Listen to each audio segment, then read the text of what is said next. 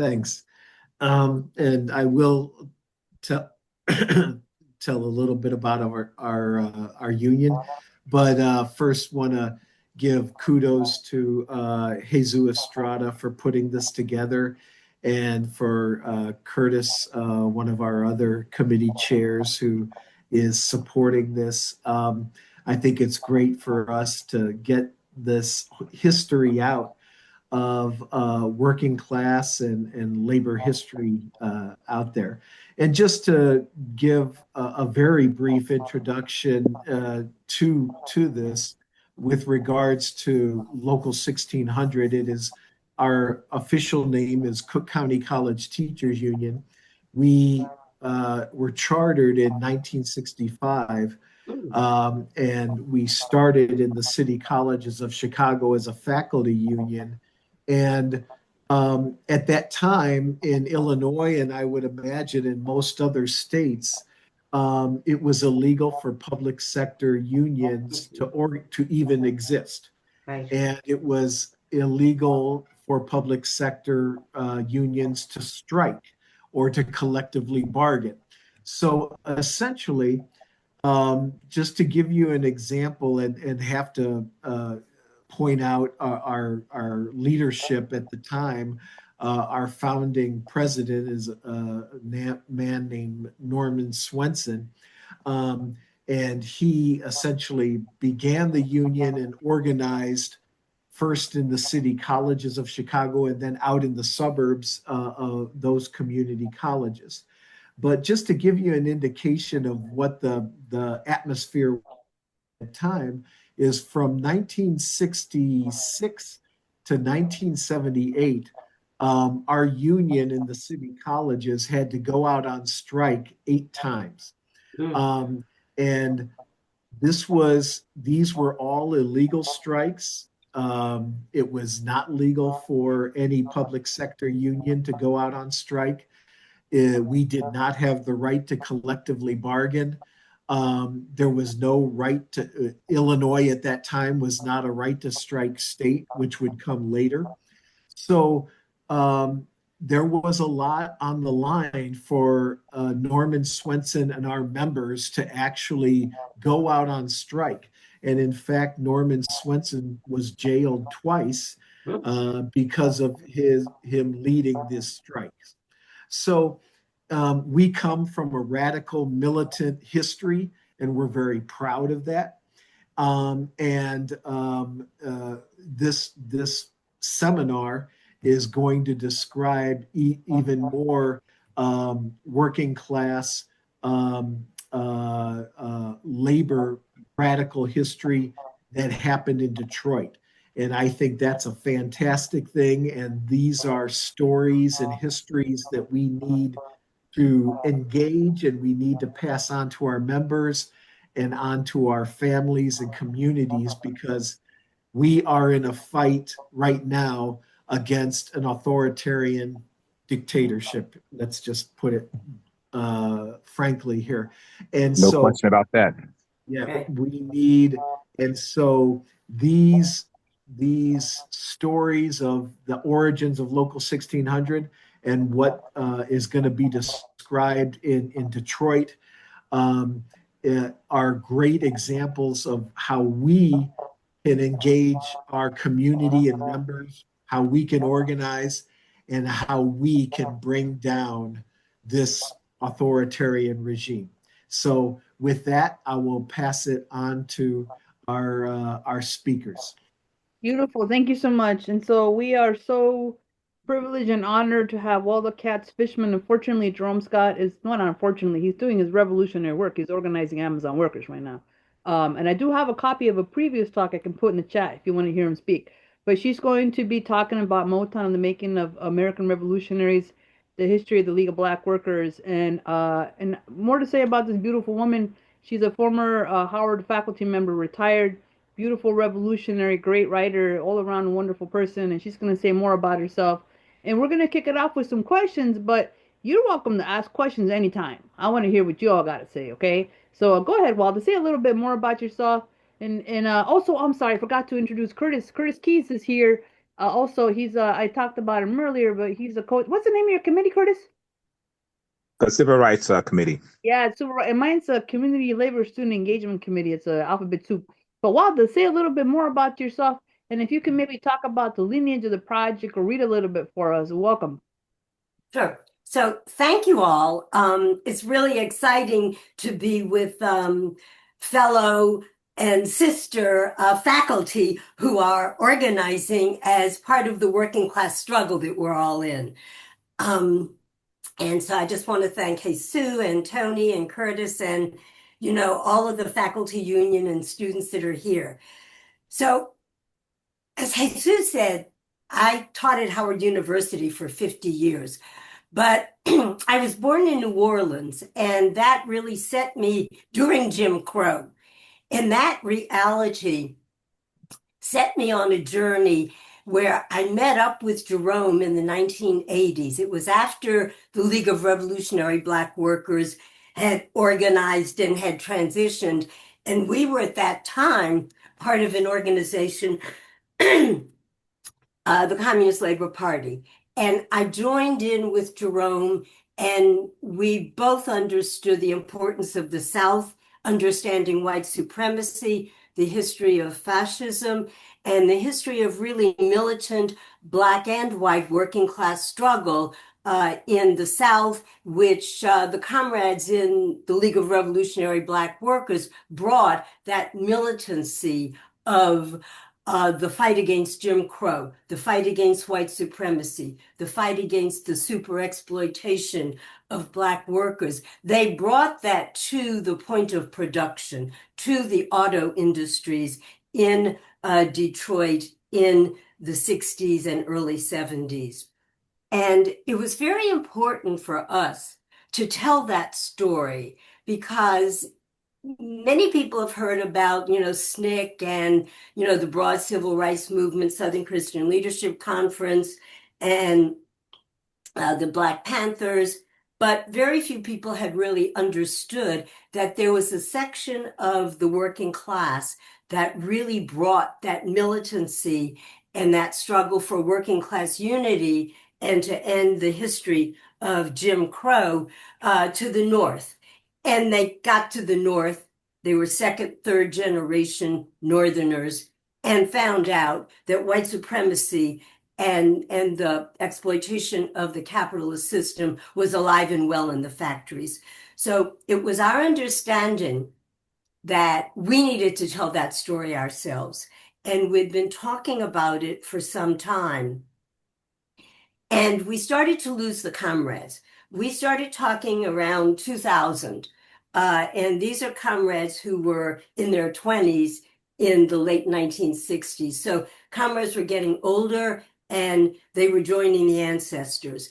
And one of the real proletarian fighters and theoreticians, General Baker, died in 2014. And it was at that moment that we said, if we do not get the stories of those people who lived, not only the League of Revolutionary Black Workers from 1968 to 1971, but who had stayed the revolutionary course over 50 years to tell the story of how they stayed that course and the story of their journey from being the League of Revolutionary Black Workers to becoming working class revolutionaries who understood that the unity across race, across gender, across nationality is really essential if the working class struggle that is at a high pitch at this moment,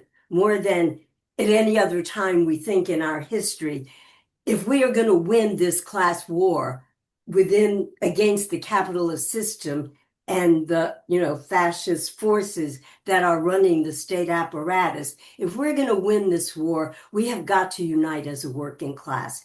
And so that is really why we embarked upon the story. We interviewed 40 folks, and we have all of the videos. So there's a website that we'll share before we leave. I'll maybe can drop it in the chat where you can see all of the interviews. So I will stop there and see what more questions, to go deeper into the questions that you all really want. I'll say one final thing. Political education was critical. That was the critical thing that really put the League comrades, once the League split, on their journey to really understand the nature of the system that we're in, the nature of the system that's oppressing and exploiting us, and what we need to do strategically as well as day to day in our day-to-day struggle, what we need to do to really win the world that we need and want. Beautiful. Curtis has the next question, and it's a beautiful lead-in that you've set up for us. Go ahead, Curtis. Yes, it is. Thank you so much. I'm very honored to be here. A lot of our union members want to oppose systemic racism. How do we unify against the oppressive system as a class? So I think the first thing is to understand that we are all part of a working class. There's a certain struggle, particularly among those people who teach in higher education. A lot of us, them, we do not acknowledge that we are in fact part of the working class. I come out of a discipline called sociology, and sociology told us that we were lower class, middle class, upper class. They told us everything, but that we were part of a working class. So I think the first point of real discussion among ourselves is to say, what interests do we have? And to really struggle with white workers, Black workers, Chicano workers, workers from all over the world, right? In Chicago is this real, convergence of international workers to really talk about what capitalism as a system is. And to understand that it really is a class system. And no matter how much money or what kind of work we do, knowledge work, intellectual work versus, sanitation work or, being in the service sector, no matter what work we do, if we do not own the means of production, if we do not have enough wealth to live off of, if we have to earn a wage or a salary, that means we're part of the working class. So I think that's, an initial obstacle. I think we've got, in the league came to understand that when the wildcat strikes were only the Black workers who walked out, they could not win their demands. Right. But as they began, when they got that aha, and also studied the system of capitalism as a class system in which white supremacy in this country and probably the world is an essential tool. The capitalist system has, used white supremacy to divide us, to have us think that we are different kinds of, people because of our race and that we don't have a unity.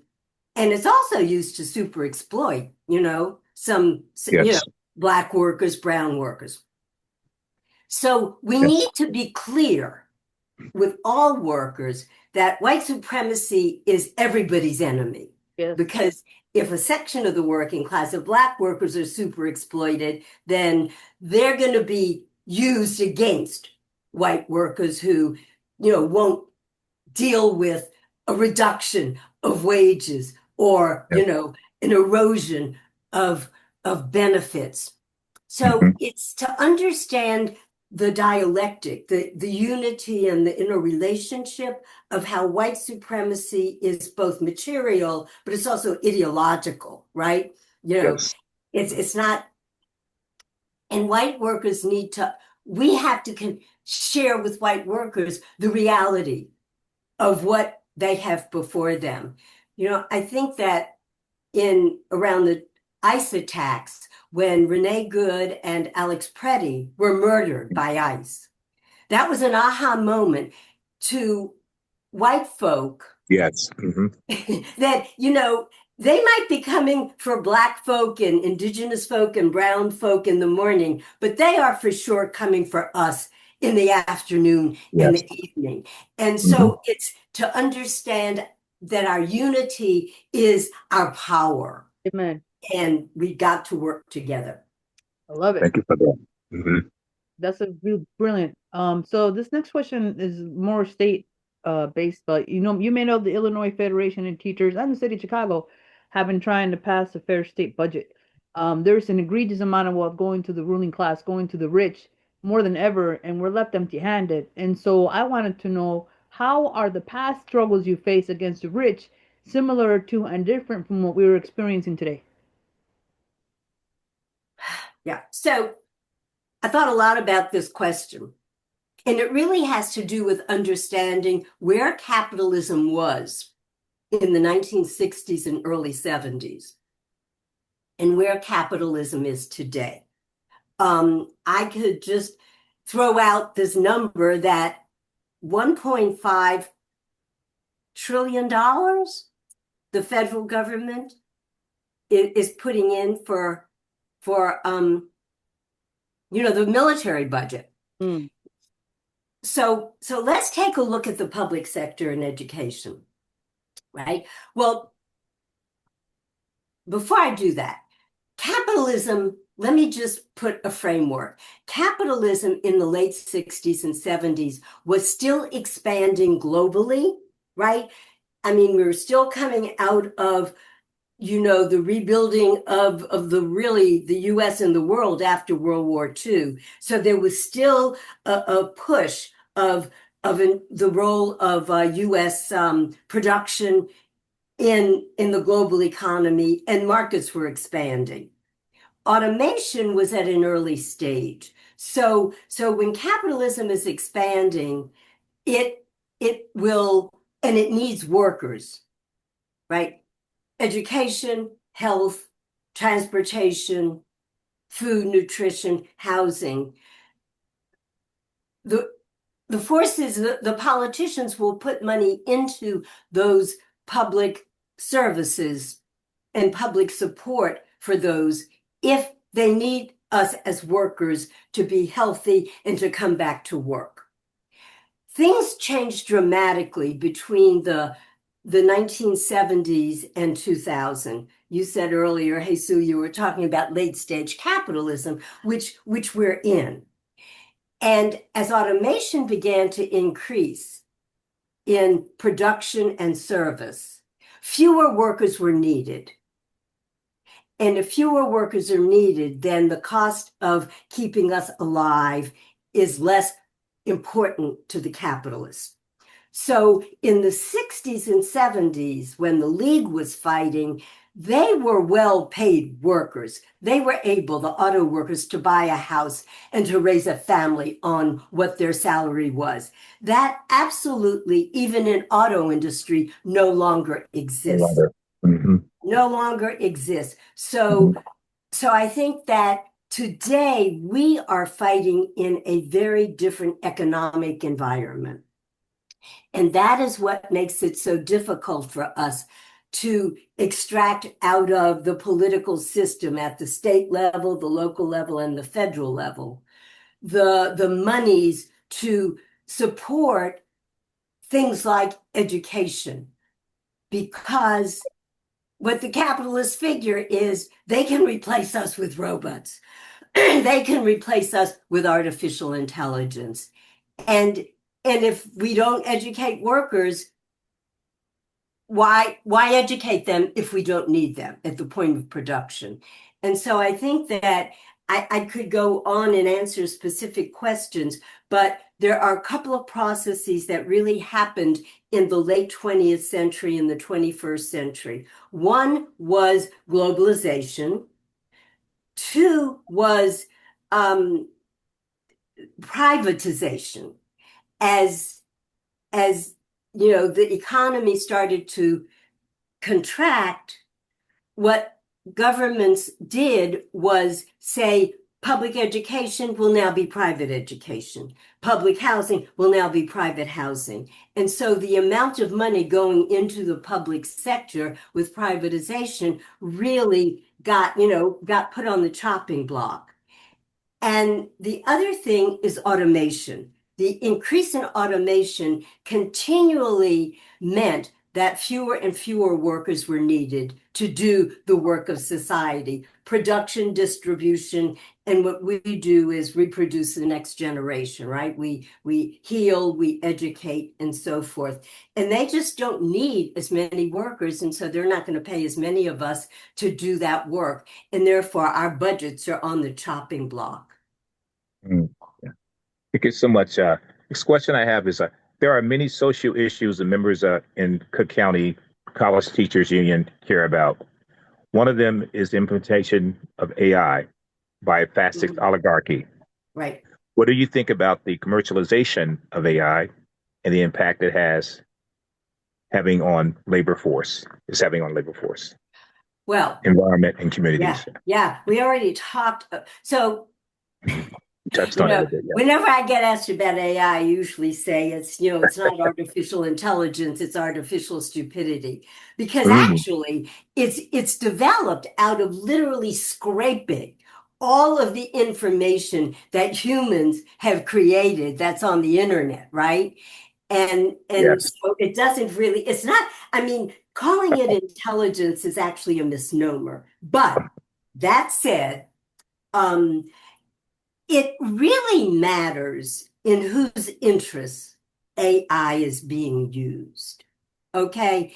If the capitalists are using it to try to have us believe in false reality, okay, falsehoods. If they're using it to say to professors and students, you should use AI because it will be quicker and easier, we are not developing our intellect. There is no real communication between teachers and students.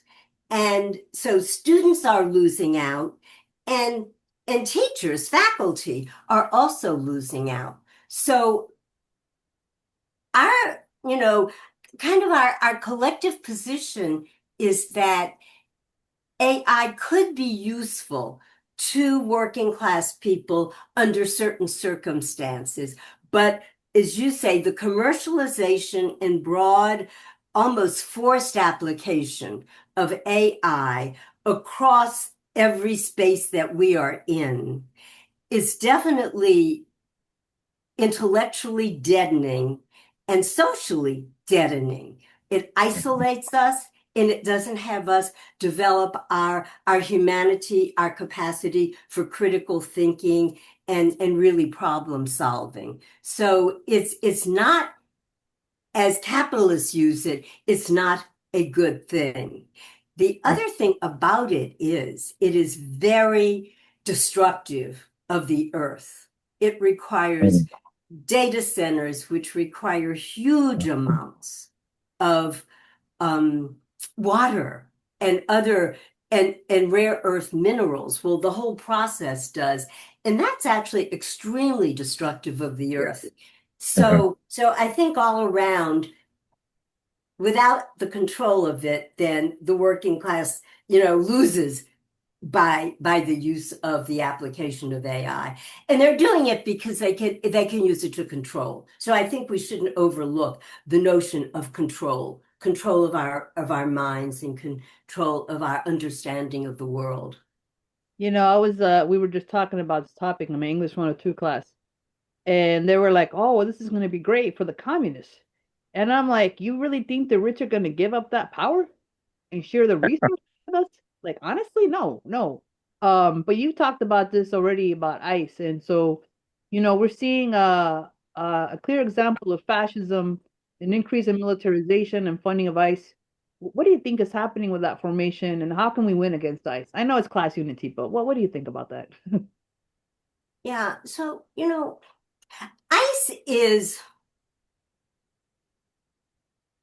ICE reminds me of the lynch mobs and the fascist gangs of the South, in the period of both slavery and the defeat of Reconstruction and Jim Crow.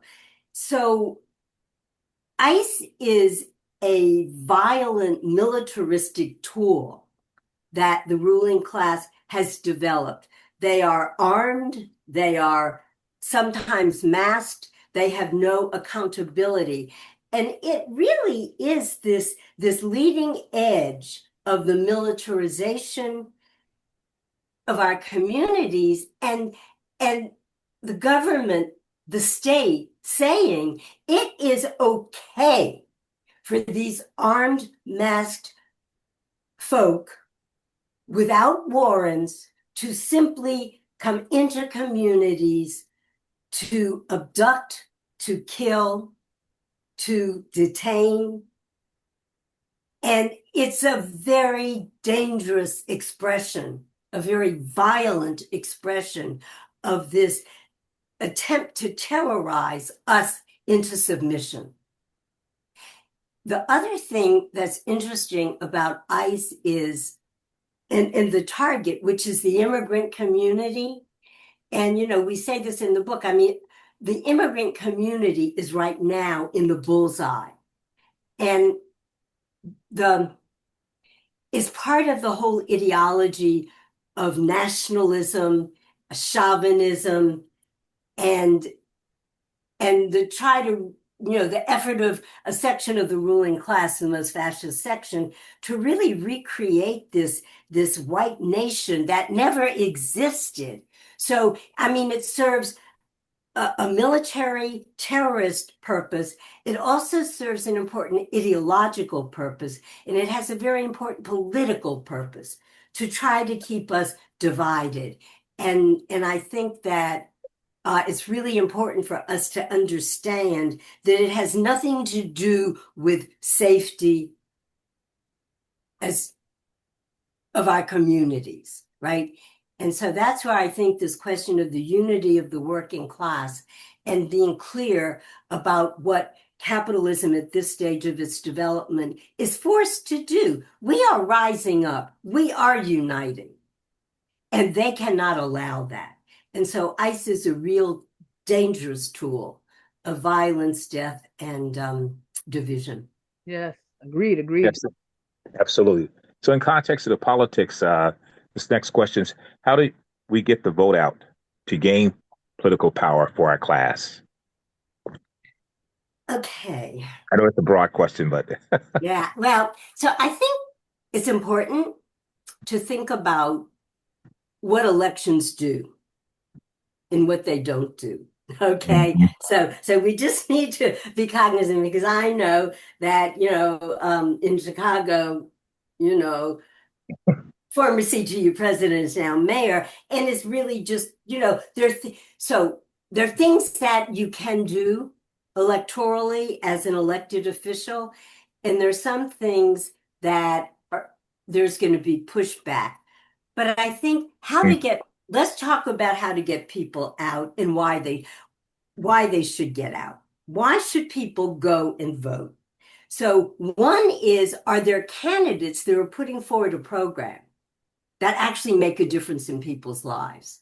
So I think that's a real challenge and task for us to think about, really as a broad working class, wherever we are, whatever the struggle is, to work with people either to get them to run for office or to work with the people who are in office to really deepen and broaden the program that they are putting forward for working class people, right? So I think that that's a big part of the struggle, because I don't think we're going to turn people out unless they believe that getting a certain person elected is going to make a difference. And I know in Chicago, y'all have some good people, right? And they need the support. I mean, I think the other thing is when you get good people in who have a program that says ICE out of our communities, support education, support affordable housing, and so forth, and affordable health care. then it's important for us to support them and Yes, to use that as an organizing tool. absolutely. Absolutely. Thank I you. think, yeah, the final point is, and this is an interesting story from the League of Revolutionary Black Workers. They actually won the program that they wanted within the union and within the corporation to get blacks as shop stewards, blacks as, part of management. And so they got blacks into the spaces that they thought would make a difference in their lives, and it didn't make a difference in their lives.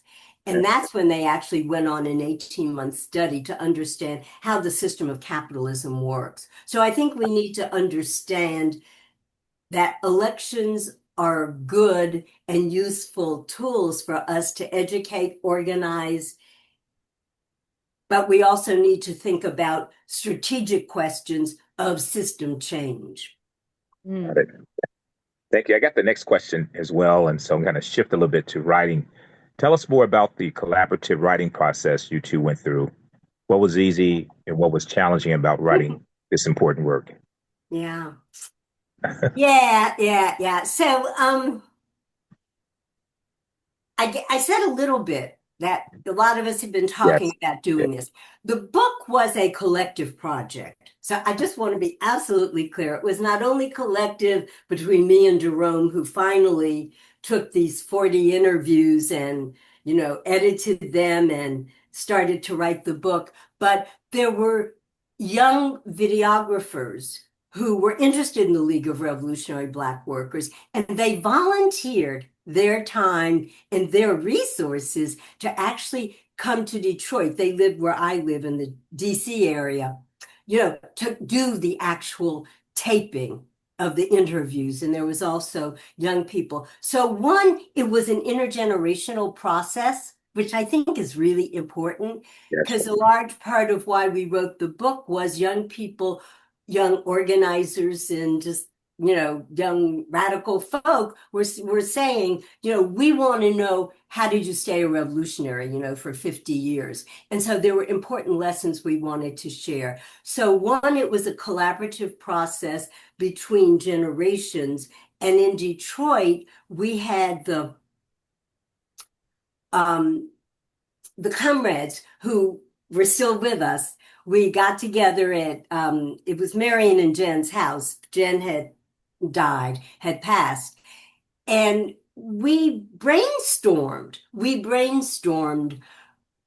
Who we knew that we could get in touch with, and we brainstormed questions. So, there were key questions about, what was the story of the League and how did you get involved? But there were also key questions about what was the nature of sexism. Was there sexism in the League? Which there was. And so that was a big issue for women.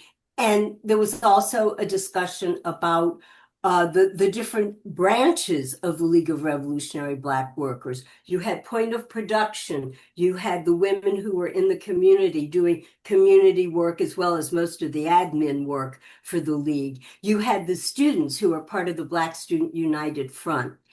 And, what was the basis of your longevity? So it was this collaborative process. We spent a good, period of time coming up with the questions, which are actually in the appendix of the book. And what was really important was this question of political education and becoming working class revolutionaries, as opposed to simply Black revolutionaries, right? Black working class revolutionaries. And so the process was very long, very protracted, very collective, and it was a lot of fun. I think that everybody contributed to what we really wanted the end point to be, which was to talk about the importance of the study, the 18-month study of applied Marxism, and how that study helped folks stay the course of the ebbs and flows of the revolution, because this, from the 60s to now is quite an arc, right, of movement activity. And And so for me and Jerome, by the time we sat down to write, we would talk and talk and talk, and we would get our language together, we would get our quotes together, and that was yeah, it was challenging, but it was also a lot of fun, and that was one of the lessons of the league. They had fun, it's like revolution is, and we were a family, so it was really cool. That's awesome. So Thank you. Yeah. I want to skip the last question because there's questions in the chat, and you feel free to unmic if you want to speak. But Chanda has a question. She says, what do you think those strategic questions are for labor organizing now, to pick up on your point regarding educating during election times? So we have to decide strategically. Can we, through elections and through, motion, there's the No Kings, movement where they say 8 million folk turned out. We've got May Day coming up. And that's preparing for May Day in actually 2028.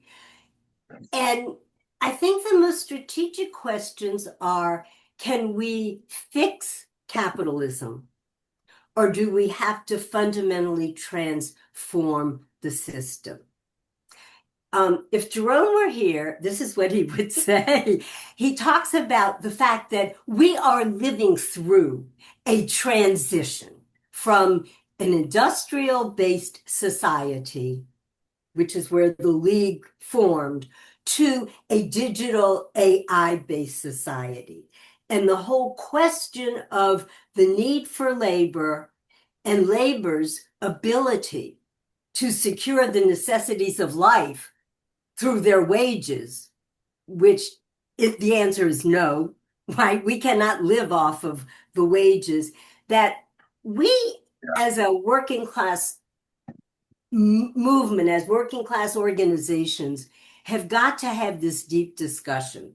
Now, if we conclude that a transition, a transformation of capitalism is necessary, then what we have to do is think about the day-to-day tactics that we use and fight those day-to-day fights, for tenure, for better wages, for affordable education, and so on.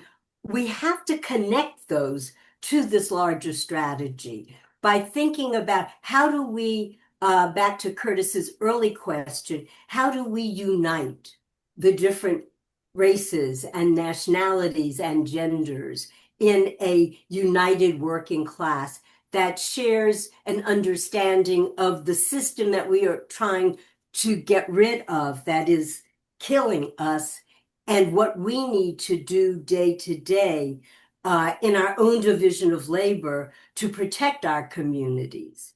So I think the biggest question is, the reform or revolution question.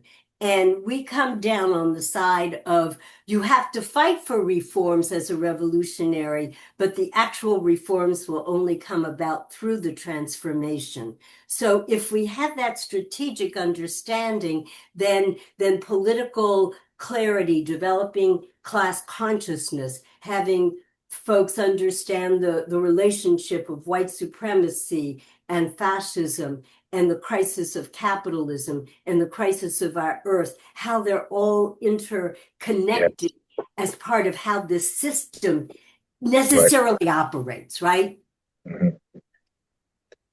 Anybody else have questions? You feel free to unmic or to post your questions in the chat. Nick, so you were saying stuff about AI earlier. You want to speak to that? Yeah, I could. So what specifically we were talking about earlier with today? I do have a question after this though, but I would say that the way that they say that it's inevitable that AI is going to be like taking over everything and things like that, the reason I say that that isn't true, especially because of the fact that AI is drastically losing money. Like, it is in a position where OpenAI like had to cut off some of their sections of ChatGPT. among other things. It's a dying industry, and they're so desperate to make it work, at least in the generative sense, that they're putting it in everything, putting it in schools, putting it in programs, things like that, but nobody wants to use it. And, it's becoming more and more unpopular as time goes on. And obviously, as an artist, like, it is extremely insulting to me to think that, AI is the future. And I even was told at my old job before that, his AI creations, like one of the clients I had to work with, saying that his generation, like, of these images would make my passion and career obsolete, which it to my face at my job. Oh my God. But the question I had, though, is, what are your thoughts on the mayor of New York City, Zohran Mamdani? Have you heard about the work he's been doing there? A bit. I mean, I certainly know about affordability and housing and, and protection of communities. I'm not sure I know about anything around AI, but I do know something. About AI, like this is about, like, generally his because he's more or less a socialist. I believe that he's very openly a socialist, and the way that he's been, like, obviously I've been watching a lot of things that he's been doing recently. Like, he'd had a movement to fill potholes. I think there was over 100,000 potholes that were filled in New York. He's putting in measures to make childcare free, among other things. And it's like, it's crazy to me to watch this, being like, we can have something like that in other states. We can have something like that here. It's just, I don't know why that not enough states are having people that, are up to the task of doing things like this. But I was just like, I don't even know how to ask, like, is it possible? Of course it's possible, but it just seems like there's so much, like, repression and blockages of people. I think about the election with the recent Congress election, with Kata Bugazele and Daniel Biss, and the whole situation that they spent millions of dollars, including with AIPAC and whatnot, trying to stop her from winning. But she barely lost by 3%. But it was so disappointing to see. Yeah. Good. Yeah. Nicholas, you have your hand up? Or you had your hand up? Yeah, I'm just turning my mic on.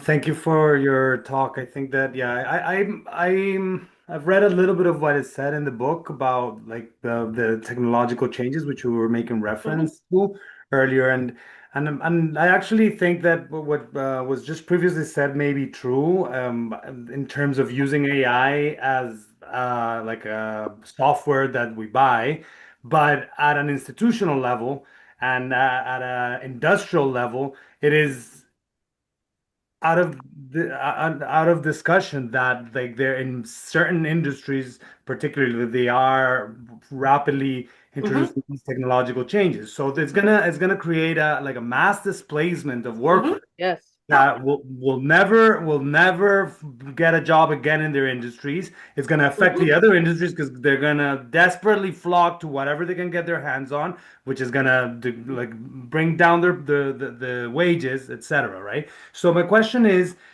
what do you do? And you see this, like, in some of our circles, like that, like when we brought up the idea um of discussing the book, here in Ontario, in Southern Ontario. Some people said, well, some, like, in our communities, this doesn't seem like it's something useful because people don't have jobs. People Right. don't have, we're like, wow, how do you tell people, you're like, let's organize workers when they, Don't have a job. occasionally they have to hustle hard, right? Yeah. So what do you think should be done about that? How should it be approached as revolutionary workers? How should we approach that growing segment of the working class? That's a brilliant question. Thank you so much. That's a great question. Yeah, and so I'm glad we'll be having more conversations. You know, it's very difficult. And we've heard this, like, we do a lot of work with the welfare rights movement. And they would always say, when folk are absolutely impoverished and are on the streets, it's really hard to say, you got to get organized, right, as a working class. And I think I hear you saying a little bit of that. And I think as revolutionary workers, we need to figure out our division of labor, our ability to both mobilize mutual aid and really day-to-day support for people. But we also need to be sure that people understand that their impoverishment in their crisis is not a personal individual problem. It is a systemic problem. And that requires having ongoing conversation, even if it's just as you're, doing the soup line or something. So we've got to raise the consciousness and build a broad base. And workers in different strata, workers are we are ourselves, many layers of workers in different situations. But I think that what's true for all of us is that this crisis that the most impoverished and oppressed and exploited people are living is going to increase and intensify and begin to engulf more and more of us. And so it's why I said before, maybe not an easy thing to hear, is that the system of capitalism, if left intact, will continue to further erode our living reality and increasingly will kill more and more of us. If you look at the huge numbers of folk who are dying of starvation globally, and the war, right? The Gaza war, now the war in the whole, Middle Eastern region. I mean, part of it is just destruction, destruction of humanity. So I think we need to accept the reality that the capitalists are going to continue to push this technology, and that we need to therefore get our forces together to understand that we've got to figure out the strategy nationally and globally. I agree. And certainly hemispherically, right? For those of you who are in Canada, we've had discussions of hemispheric unity before in the social forum process. And I think that this time around, it's either that we build the unity as working class people that we need to be able to be powerful enough to really confront the capitalist system. And I don't have a formula for that, right? I mean, I can't give you A, B, C, D, but we need to accept that that is our task, right? As one of my former students who's a professor now would say, do you understand the assignment? Okay. Yeah, he always says that. Do you understand the assignment? Yes. And the assignment is, to do what we have to do to protect and keep each other alive, but to be very clear about this class war. We are in a class war.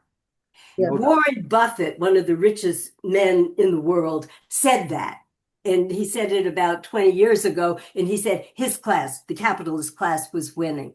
And I think we need to flip that script and figure out how we're going to do it, and how we're also going to keep our folks alive. I mean, there's still some of us that have resources, so we need to figure out how to do it. I think electorally, there are things that a strong city council with a strong base, the strength of the base is what got Mamdani elected. Okay, and I was saying with Harold, Harold Washington back in the day, and with senior moment, Johnson. Yeah, Brandon Johnson. Brandon, I couldn't remember his first name. And the same with Brandon, I mean, it was a strong base, and that's important. Yes. But we also need to have eyes wide open about the limitations, right? What we can and can't do through electoral politics. Yeah. But be clear about the class war and who the class enemy is and what we got to do to unify ourselves. Well, that raises the question about Democrats and Republicans and how they're not serving the working class. But we in United Working Families, which I'm a member of, were instrumental in getting Brandon Johnson elected, as well as various socialist alders who are very clear-headed and have a good program. but they're tied down because we live in a capitalist system, and Mhm. try to have a, oh my God, what was the name of the initiative? Bring Chicago Home initiative to end homelessness. And the ruling class fought it so hard and put so much money to oppose us in terms of the media. And I think that the real estate companies in particular wouldn't have it. You know, Yeah. Right, but right. I do think that there's potential, even now with this IFT, this Illinois Federation of Teachers state budget. Um, People are for it. If people are for it, Yeah. but again, my thing is it's a reform, not a revolutionary thing that's happening, although we got to fight for it, Right, right, right. It also radicalizes us. The fight itself radicalizes us if we combine just the fight with some analysis, right? With some analysis about who is pushing back on, the housing initiative, who is pushing back, and to help continually clarify and build out the base of people who are clear Yes, about. and we're definitely fighting for Mayor Brendan Johnson. In fact, I want to say that he's a former student of mine, and yeah, very proud of that. And so Yeah. one of the things, of course, is just the battle to get him reelected. I think that's going to be extraordinarily important for us as a collective union, Yeah, given what he's advocating. But it's going to be tough. But I yeah, think we can do it. it is, and they got their candidates already set. Mhm. So let me see. Nicholas says I work with the End Homelessness Coalition on occasion. Mhm. Great, Nicholas. Oh, I see. Well, listen, comrades, we got 4 minutes left. We got time for maybe Yeah. one more question. I know I keep posting the Google form. I really would love to have a book club around Motown amongst us and maybe our union comrades. I think it would be a beautiful thing to keep having this conversation going. What city? We are in Chicago, Illinois.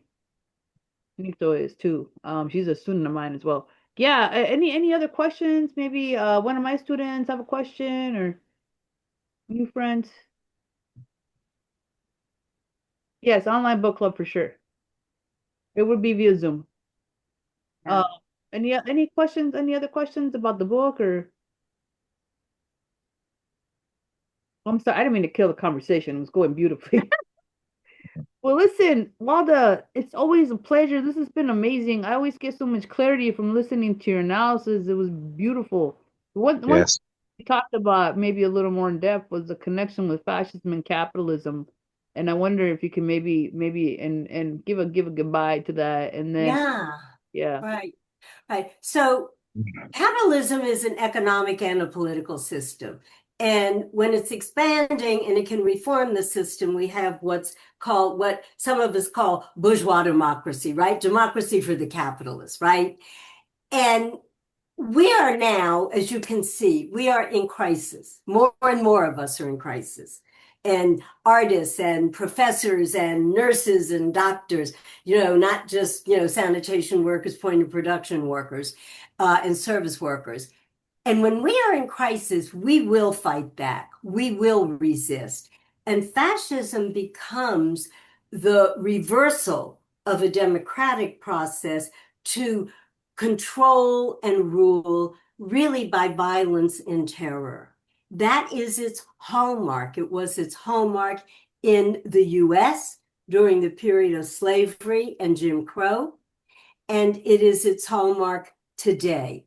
And so I think that fascism is simply the political form of rule when capitalism is really, it's dying, but it won't die of its own free, we got to bring it down. But it's in crisis and people are resisting and people are angry and people are pissed off. So it has to divide us and it has to violently terrorize us so that we don't resist, right? It's trying to force conformity through violence and terror and militarization.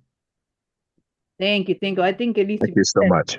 told more. That analysis I think is important, as well as raising the critical consciousness of people to understand that they're part of a class. I think that's so important. And Jerome said something when he spoke last week. This is our moment. We can't miss it. It is. I think we gotta shout that from the rooftops. But listen, Walda, it's always a pleasure. This is your home. Thank you for supporting local 1600 Cook County College Teachers Union. Thank you, allies. Please think about the book club. We'd love to meet virtually once a month, talk about these issues, talk about other issues, because they're going to be coming and hitting us hard and fast. It's not just an America thing, it's a global thing. But I thank you. Curtis, if you want to say a few words to say goodbye to everybody. Well, thank you, everyone, and I really appreciate your not only your scholarship, but also your activism and your wisdom and then your passion. Very, very important. So, thank you. Thank you all. Great to be with you. Email there if y'all want the YouTube recording. I'm going to post that too. Thank you, my brothers and sisters and non-binary friends from Canada. Such a pleasure. Yeah, let's keep it going. All right, my friends. Thank you. See y'all soon. Bye bye. Thank Bye. you. That was nice.